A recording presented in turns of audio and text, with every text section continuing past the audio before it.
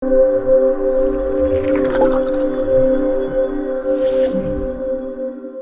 vague de cambriolage qui frappe les établissements scolaires de la commune de Ziguinchor continue de semer la consternation après l'école de Nema, le CEM Lindiane, la semaine dernière. Ce sont désormais les écoles élémentaires Ahmad Bari et Marie Afinko qui ont été la cible des malfaiteurs. Effectivement, ce matin, on est venu à l'école à 7h. Nous avons constaté que vraiment, on nous a cambriolé. Le bureau était déjà ouvert, le grand cadenas était caché. À l'intérieur, ils sont entrés et ils ont fait tout ce qu'ils veulent. L'ordinateur du bureau. Et donc vraiment, ils ont pris ça, les fils et le marteau qu'on a utilisé pour vraiment sauvegarder nos cadenas aussi a été emporté. Ils ont ouvert la salle où on a mis la salle informatique, mais ils n'ont rien touché. C'est seulement dans le bureau où ils ont pris l'ordinateur et les fils. À l'école Marie Afinko, le bilan des fenêtres emportées est lourd à digérer chez le personnel enseignant. Voilà, le bilan il est un peu lourd parce qu'on nous a pris 4 battants, et je dirais 6 battants parce que c'est 2 classes qui sont attaquées et ils ont emporté les battants des fenêtres. Et c'est surtout ça qu'ils ont amené.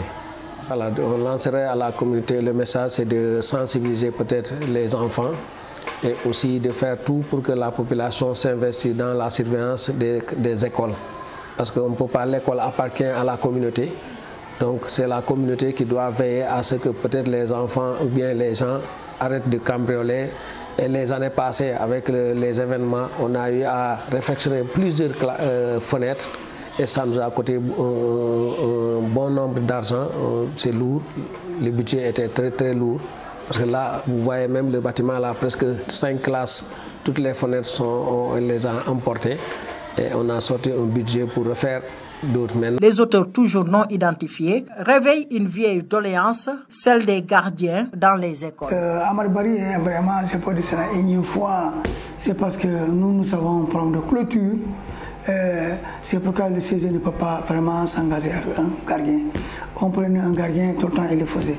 Donc le souhait c'est que la commune de Ziguinchor puisse aider vraiment les écoles vraiment en clôturant, surtout Ahmad Bari.